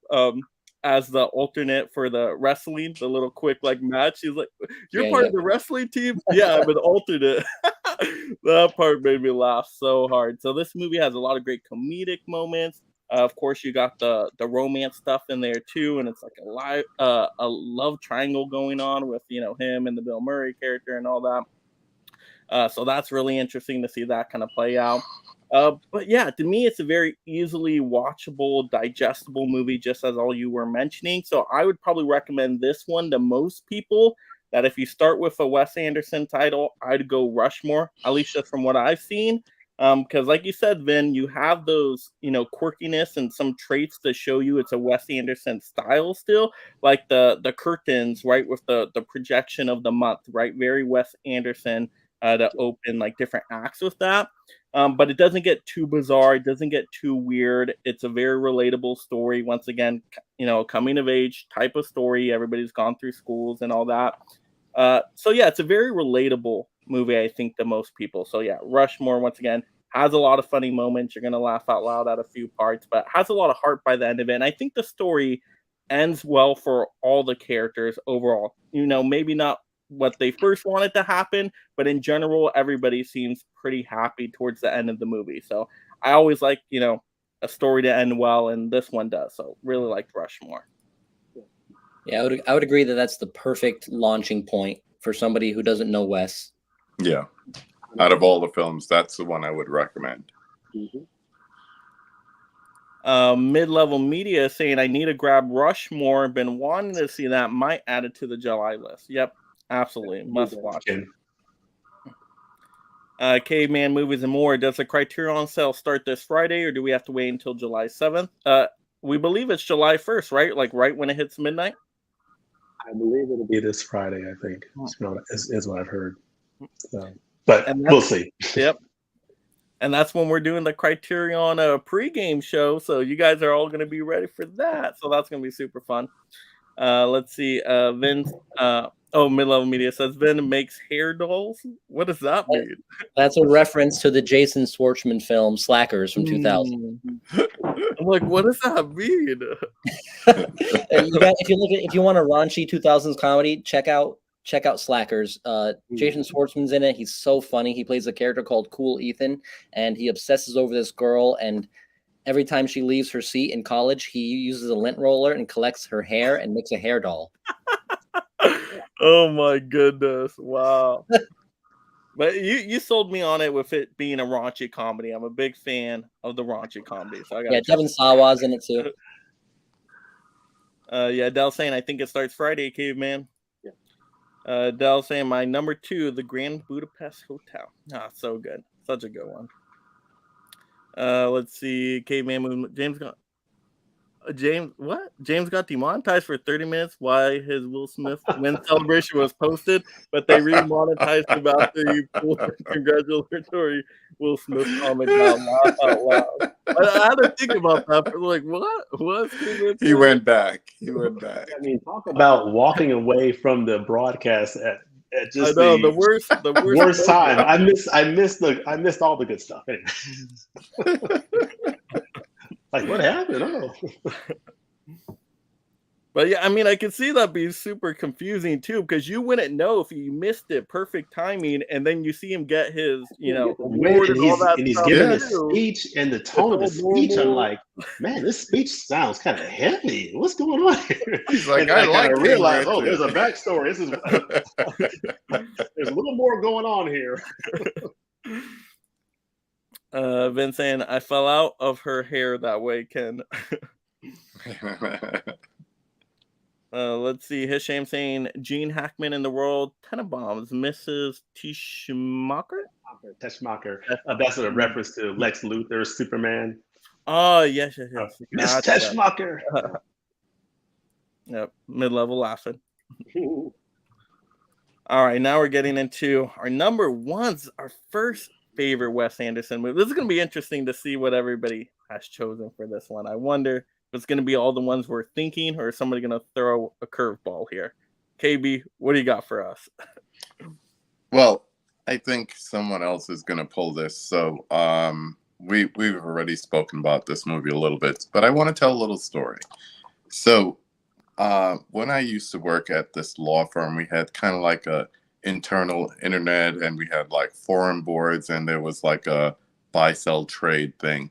And someone offered this DVD of this movie here, and it was $5. And I bought it, and I went to their desk and I picked it up, and I realized that they got it from Hollywood Video, so they're reselling a previously owned movie. But I didn't care. I was like, I'm gonna, I spent $5 on worse things, and take it home, watch it, and I really love this movie. And then I was checking out all these extra features. It came with 2 discs. And it sounded good. It was in DTS 5.1 and all these little extras and outtakes and all that. And I was like, wow, this is, usually reserved for like when a studio puts out like a 2 or 3 disc special edition thing. But this just looks like a regular old movie. So I pulled a DVD of this movie, even though it's not my only copy. And that is The Royal Tenenbaums. Everyone that everybody mentioned beforehand, I pretty much just, echo everything you've said. But the reason why I pulled this is because you're looking at my very first Criterion here. Oh, nice. This is what started the obsession for me. I know James has his blowout from Costco. Well, this is my Royal Tenenbaums from my buy-sell trade board. So, I keep this. I never got rid of it. Sometimes I'll watch this over the Blu-ray just, to be nostalgic. But this is the first Anderson movie that I saw. This is the first Criterion that I owned, shortly followed by a new movie that was coming out called Chasing Amy. And I still have that Criterion DVD. And then I got the Beastie Boys video anthology, and then it just snowballed from there. But this one holds a special place, and this is a great movie. I still think that Rushmore is better, but if people ask for 2 Wes Anderson movies, I'll tell them Rushmore and this. I always say about Wes that he is the love child of 2 famous directors. That would be Stanley Kubrick, Symmetry, and also, if you don't know him, Hal Ashby. So if you saw something like Harold and Maude, and the weird and quirkiness, Wes Anderson pretty much is the new generation of a Hal Ashby movie. So, those are the characteristics that plays into Wes Anderson, at least for me. And that's why Royal Tenenbaums is number 1 for me. Sweet. Great. That's an interesting parallel with Kubrick and Hal Ashby. I love both of those directors. They're 2 of my favorites all time. I love both of them. So it was interesting to hear you kind of draw those parallels. Yeah. I don't know if you know the film director Connor Goga, but he used to do like video essays, and he made this beautiful thing on Symmetry, and he went through a whole bunch of Kubrick clips and how everything is almost lined up symmetrical. You know, everything from Shining, 2001, just different scenes, and it's just like coming at you like in flashes. You know, Stargate in 2001, things like that, and then you watch that. That's almost like a perfect precursor to you throwing on a Wes Anderson film. You can't not see it. So if I could find it, I will definitely put it in our IG, and Mike, you could share it from there. But it's a great little video essay that he did before he started doing feature films. Yeah, and I don't know if I've seen any of that. That other director, you said Hal Ashby, is that it? Mm-hmm. Yeah, What are Harold some of and his popular movies? Harold and Harold. Maude is a big one. One of my favorite of all time, and I've talked about this film ad nauseum on my channel. So if anyone out there likes Criterions, I absolutely love this film. Being there. Yep. I have not seen it yet. I need to see that and Harold and Maude. I have not seen Yeah. those films on my collection. They're collecting dust. I need to dust them off and watch them. This I got in the last July sale. Someone actually at Barnes & Noble's that I didn't know, like, just was like, "Hey, did you see this?" And I hadn't, and I got it. And Peter Sellers, I love this movie. So good. And the other one that I've seen from him is The Last Detail with Jack Nicholson. It has a Shout Select 4K. Yeah, we were just talking about that, and he's like in naval gear on the cover of it. Yeah. But Hal Ashby is a DP who became a director. So, you know, the way scenes look in his movies are very important to him. So even though he's not behind the camera as a DP, he's looking for that eye. He has that eye for it. So you see a lot of his movies are very cinematic in appearance. And you want to find a dark comedy, watch Harold and Maude. I think it's available on Paramount or Paramount Presents. It was a Criterion, but when they were going to start the Paramount Present line, they kind of discontinued a whole bunch of them. There you go. Yeah, I haven't. So, I haven't watched it yet. I've watched like the first 10 minutes of it, so I need to finish it. So it's out there. It's a little sick. It's about And a teenage boy who falls in love with this octogenarian. I'll just say. But James, you love the 70s. That 70s all over the place right there. Yeah. the music too, like the what's it? the music. Cat Music, Stevens Cat soundtrack. Stevens. Yeah, That Yeah. Cat Stevens score. Yeah. Just for that Beautiful. alone. Beautiful. See, now I need to dive into that filmography because I'm like, I've never heard of any of these titles till now. So It's that's why I very love short playing these because games, though, so. he left us way too early. So he has a short filmography as far as being a director, but his style is in all the movies where he was the DP, and that quirky sense of humor you see in a Wes Anderson movie, it's all over Hal Ashby movies. Even if it's not a comedy, you see the quirkiness, you see the eclectic nature of his films. Mm-hmm. Yeah, you sold me on that because that's one of my favorite things about Wes Anderson is the quirky humor. So Mm-hmm. now I gotta check. Yeah. Now you guys are giving me more movies to watch. That's what we're here for. I know, right? So many movies, so little time.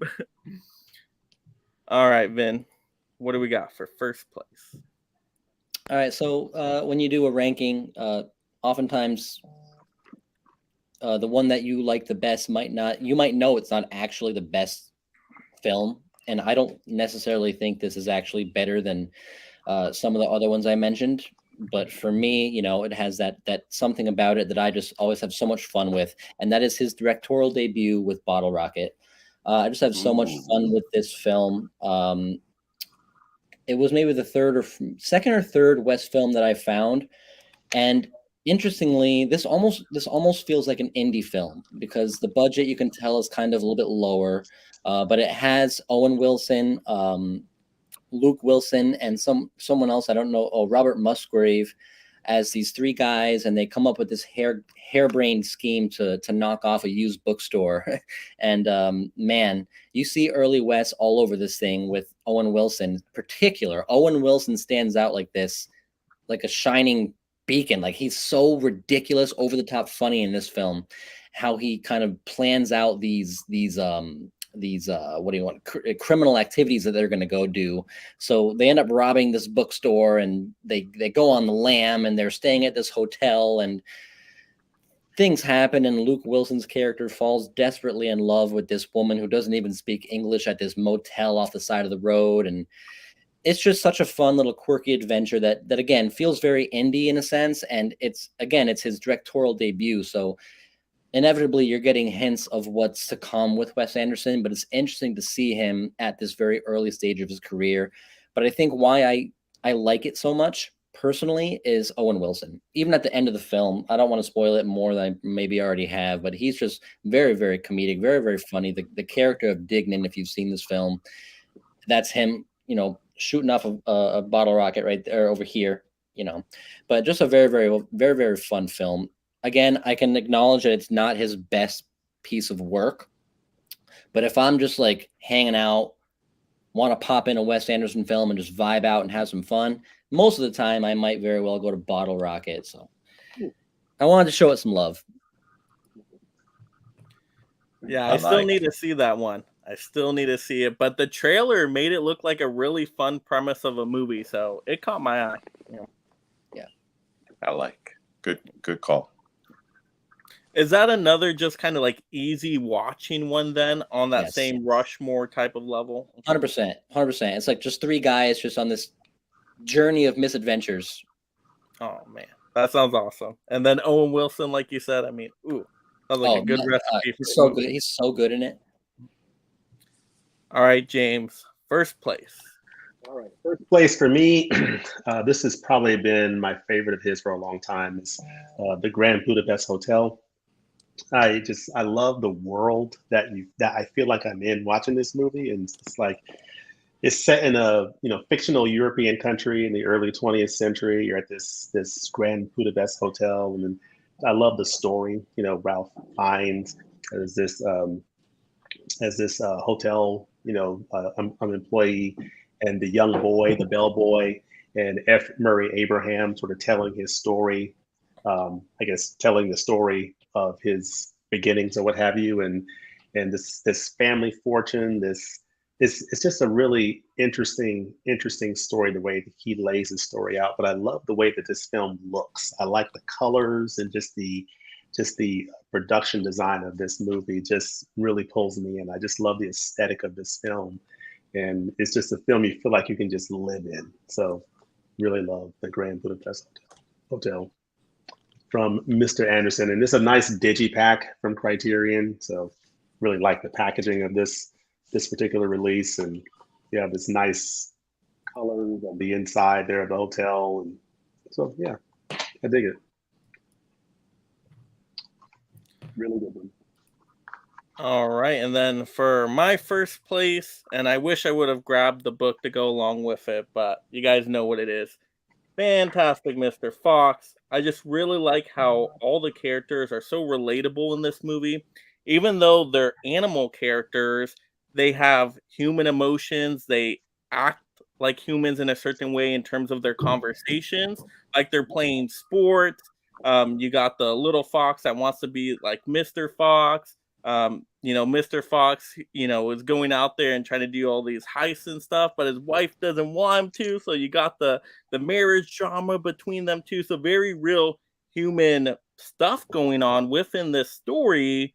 But then once again, they're the animals, and you got the amazing stop motion animation. So it just looks gorgeous. This movie is all over the place in terms of how the characters move, and it makes them really interesting. And it's just a fun story. Once again, I've always loved the book since I was a kid, big Roald Dahl fan. So one of my favorite childhood books. The movie definitely lives up to the book, or even surpasses the book, in my opinion. So the movie's great. And then I love the ending too, when they're all just like dancing in the supermarket and just having a good time. They're munching on the supermarket food, and it ends up being a very happy story for all of them. So that's great as well. But yeah, all the animation, I love stop motion animation. So to me, it's just one of the top ones out there. It's just so gorgeous. And the details on all the animals. I mean, you look at all the fox hair and whiskers and all that, and the tails, and oh my goodness, it's gorgeous. It's a great movie. Yep. Yeah, it's so good. That's another one where I would definitely recommend people that haven't seen Wes Anderson films. If they're into animation, I would say that's another good one to start with as well, as long as they're in the animation, of course. Yeah, that's a great one. Yeah, and it's like you don't expect it at first. Like you don't expect to like attach to some of these characters and emotions because they're animals, but how they play out and how they talk is just like okay, very human like. It's like that emotional scene like on the bridge, right, with the waterfall, but you know, between him and his wife, and he's Yeah. apologizing. I just shared that on my Instagram like literally 2 days ago. I don't know if any of you guys saw that, but I was watching that film and I took my phone out and I recorded it and I shared it on my Instagram of that marital argument. And I did some goofy caption like, this movie has the best Fox marriage argument ever. But like, true. Yeah, and he's like, I'm an animal, you know, right? He always goes back to that. He's like, I'm an animal. I'm gonna do animal things, right? He's like, kind of like if a human said it, right? Like, I'm a human. I'm gonna do human things. I'm gonna make human mistakes, right? So, You know, it's that was so good. It's so good. And you know what? Everybody I've talked to loves that movie. Like, even if they're not really Wes Anderson fans or know Wes Anderson that well, like adults like it, kids like the movie. I mean, just a well-rounded movie for that reason, more easily digestible. Yep. All right, let's see in the chat here. Della saying Harold and Maude is great. See, I gotta check that one out now. Let's see. Mid-level saying I found that Criterion for $1 at a Peddler's Mall a few years back. Wow. Ooh, deal, Ken. Good deal there. a Criterion sure. for $1. Ooh, that's awesome. Bottle Rocket. Yeah. Oh, bottle. Okay. Well, I thought he meant Harold and Maude, which is now out of print. But And the Blu-ray, was that the Blu-ray? Mid-level, are you saying the Blu-ray was $1? If that's very impressive. Dell saying, "Come on, guys! If it's your number one, own it. Stop telling me something else is better. Just own your number one." Dell saying, "That's what I always stick to say." your guns on it. It's number one for nostalgia purposes in my eyes. Yeah, I think as connoisseurs of movies and people like us who watch so many films, you can differentiate between something that you know is a better made film, but something that you just like more for other reasons. You know, I think that's what everybody does, whether they say it or not. Dell saying, "My number one, Moonrise Kingdom, point blank, period." All right, Dale. Put it K-Man out saying, "Great stream, guys. Enjoyed it and learned something about Wes Anderson." There you go. That's why we're here. Just so you kind of know where to start. If you want to get into Wes Anderson, get you some good recommendations out there. Let's see. Caveman saying 15 watching, only 10 likes. Smash it. Yes. Got to get at least 15 likes if 15 people are watching here. And if you watch on the replay, of course, hit that like as well. Mid-level media saying, I know this movie kind of trash, but my number one is just saying how you said. I don't think anybody said that, did they? Did anybody say that? I know this movie is trash. Okay. People always pick on me for liking Wes. Really do people? You like what you like, man. Really? You like what you like. Culture Tree Sorry. is If you like Wes Anderson, it's all good, man. Yeah, he's bulletproof in my opinion with his knowledge of Asian cinema. He can do no wrong. Exactly. All right. So, do we have any honorable mentions here? I'm trying to think. Did we go through every single Wes Anderson film? You guys might know better than me. Did we cover them all? I think we Bottle touched on all of Rocket, them. yeah, Bottle Covered Rocket everything? kind of like covered all the main features. So yeah, Oh, only nice. thing I would say is right outside my 5, I had Fantastic Mr. Fox, and it was mainly because I couldn't grab him. I couldn't put my hands on it. That I was just like, I'll just grab this one. All right, so I'll give everybody a chance to kind of let the audience know what's going on upcoming on their channel, promote themselves in any way they would like. So KB, we'll start with you. KB, what do we got going on? Okay, KB Loves Movies on YouTube and Instagram when it's working for you, because it's never working for me.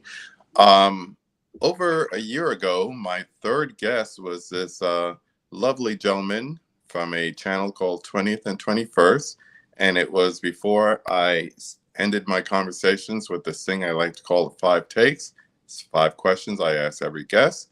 So on Wednesday, Mr. James is going to join me again, and we're going to do the 5 takes. Maybe talk a little bit about movies here and there, you know, upcoming events, so forth. But we're going to go through the 5 takes, and I'm looking forward to it.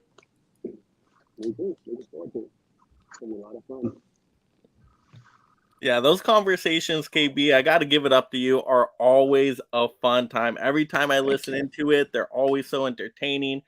So yeah, everybody go ahead, show KB some love, stop on by the channel, hit that subscribe.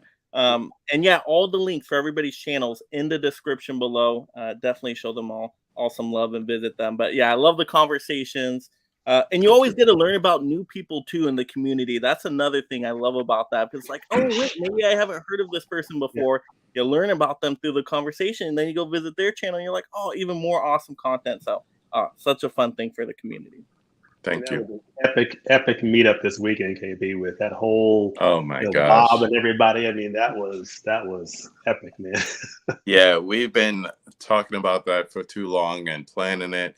And then Bob did that one live stream where he was talking about how much he loves Tim and he would do anything to meet Tim. And I just said to Ryan, Movies with Ryan, I said, you think Tim would come if we invited him? You know, just make the 14-hour trip and come out. And between him and his wife, they came, and that was a big surprise. And the funny thing is, none of our cameras worked to capture that moment of surprise. And I think it was just meant for us to share and enjoy, and it was great. It was great. I miss those guys. It's crazy. It's 2 days with people that you watch all the time, but I really feel like I miss them. The same thing like when I met the Rad Pack. It was like I went back to the film festival for the latter half the following week, and I was like, I miss Garrett. I miss Mel. You know, Justin, where are you? So it's great to meet people in the community and to get together and definitely do some hunting together. So yeah, we had a great time. Yeah, it was surreal even watching it. Like, I wasn't there, obviously, but I see you all the time. I see all those guys all the time. And then just seeing you guys in the same frame, I'm like, what's going on? Like worlds colliding. The multiverse. Yeah, coming together like the Avengers. There you go. All right, Vin, what do we got going on? Only thing upcoming imminently for me is next Monday, a week from tonight, is episode number 11 of Vin versus Vin with me and Benicio. I'm sure you guys all follow him already, but we're going to be talking Stephen King film adaptations. So we're going to be going through 9 rounds, both bringing one of our favorite Stephen King adaptations to the table, going head to head. And at the end of the 9 rounds, we're going to come out with a winner. We have 3 guest judges joining us on the stream, and there's actually 1 spot left. It's a week out. We have 2 already snagged, but anyone that might still be watching the stream here, if you are a big Stephen King fan and have seen a lot of his films, hit me up and maybe we can add you to the stream. Okay.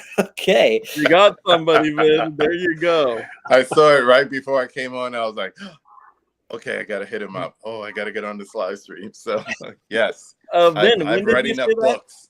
That stream was? A week from tonight. A week from tonight. Nice. Yep. So you're going over Stephen King movies then, or books? Yep. Or what? Yep. Just his movies. So Just we're each gonna pick. So it's an interesting format because if I pick something, he can't pick it. So as the rounds go on from round 1, 2, It gets 3, harder 4, and harder. all the way to round 9. By the time we get to round 7, 8, and 9, we're going to be pulling out deep cuts, Gravedigger, dead, Nice. the old Innkeepers. stuff, yep. So it's going to be a lot of fun. I love Stephen King. I love his books and his films, and I know Benicio is right there too. So yeah, for sure. Any of you guys here on the panel tonight, we got 1 spot left. So yeah, 1 week from tonight at 9 p.m. Eastern, all things Stephen King. Nice. Oh wow. Can't wait. Ben, if you need me for that, I'm definitely down for that. I don't know how many Stephen King titles I have. Like, I have a good amount, but I don't know if we're eliminating them, if I'll have any more once they get eliminated. What's nice about it is if we pull in my case. if we pull a movie that some of the judges haven't seen, then it's up to me and Benicio to just talk about the film and hype it up. So if you haven't seen it, you got to go off what we talk about, you know? So even if you haven't seen everything, it's still all good. I love this new format because it really brings the verses in. So I love it. Oh, wow. Yeah, that sounds awesome. That sounds like a lot of fun. James, what do we got going on? Oh yeah, got a lot going on this week. Of course, this is an awesome stream tonight, Mike. Really appreciate the invite for this. Wes Anderson is just fantastic director. I love pretty much every one of his films. But looking forward to the conversation with KB, going over the 5 takes on Wednesday with Mr. KB.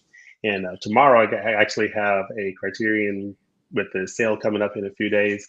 I'm going to be recommending a couple of martial arts films, a couple of wuxia films. So that video is dropping tomorrow morning. And then toward the end of the week, basically ushering in the Criterion Collection sales, celebrating that with you and on my channel as well. And then, of course, on Friday, we're expecting to hear from our friends at Arrow Video about what titles they're going to be releasing, probably around 10 o'clock in the morning. For the month of September. So we'll pop on for a little bit and share, some, initial reactions to Arrow's September lineup. So they've been pretty slow for me this year. I picked up my first one this year just a few days ago, Mallrats, which is my first Kevin Smith film. And so I really enjoyed that. And KB, you just mentioned Chasing Amy, which is in the collection. And I've never picked up that title, but I would love to see that get a 4K upgrade so I can watch that for the first time on 4K. So from Criterion, so my fingers are crossed for that, but don't know if that'll happen anytime soon. But again, thanks for the invite, Mike, and just had a great time. And let's keep watching some awesome movies. And I've got to hit the theater this weekend, hopefully, and catch Asteroid City. So we shall see. Me too. Might go tomorrow. All right. Well, you guys know everything from me here on the channel, always dropping some awesome videos on the daily, of course, keeping you up to date and entertained with the latest physical media topics. I think tomorrow I got a rant video coming out, so that should be very entertaining and really fun there. And then, of course, the next big stream will be that Friday with the Criterion sale, doing a pregame show. Going to have an awesome panel. James is going to be there. We're going to be recommending out some Criterion titles, letting you all know what we're looking forward to picking up in the sale, all that fun Criterion goodness. So definitely tune in for that. That's going to be a really fun show. Friday night, 6 p.m. Pacific Standard Time, 9 p.m. Eastern Standard Time. So yeah, that's going to be from me. And then once again, thank you so much, my panel members, for joining me today and celebrating some Wes Anderson filmography, talking all these great movies, letting the audience know what they could, look into for some more movie watching. So that's always great. Audience, thank you for being here, leaving all your comments, interacting with the channel, hitting those likes. Once again, if you forgot to do that, make sure you click that like real quick. But thank you all once again. Super fun night and have a good one out there. Make every day a movie day. So go watch a movie now. Go watch Asteroid City like everybody else is going to do. Go watch